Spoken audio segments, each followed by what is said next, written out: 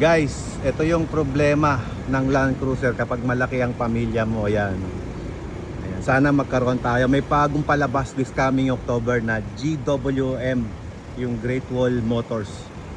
Palabas na sa October yon, yung H9 nila. So sana magkaroon tayo.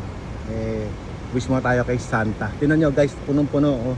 Kadating lang namin galing Hong Kong. So buti kumasya pa. At tignan nyo ngayon yung mga pasahero ko. Buti na lang itong si Batcom. Piyadalan din na tayo ng ano. Ito, piyadalan ako ng Talaba. Ito na yung mga sakay ko. Ito na nyo. Hello. Ayos lang kayo guys? Yes. Buti lang, walang ate itong mga to. Yan o. Ah.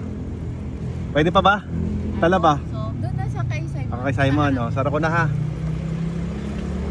Say, paa mo. Yan, saan mo. Yan. Ito ngayon. Dadran tayo ni Batcom ng special Talaba galing pang Bulacan. Daddy, sa baba. There's no space. There's no space sa baba. Kalungin talaga ni Kuya Simon yan. Ayan guys. Si Burda Girl. Kailangan namin ng sasakyan na mas malaki.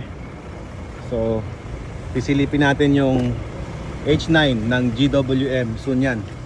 Pagka dumating na sa Pilipinas. Hindi pa naglo-launching eh. Yan. Daddy, Kamusta bibili boss? tayo ng 7-Eleven na ice. Bakit? Para dyan. May yelo yan. Ay, may yelo. Kumpleto yan, may yelo. Okay, come on, let's go home. Ang galing ng ano mo, no? Galing nito. Yeah, Galing mo, mamaya.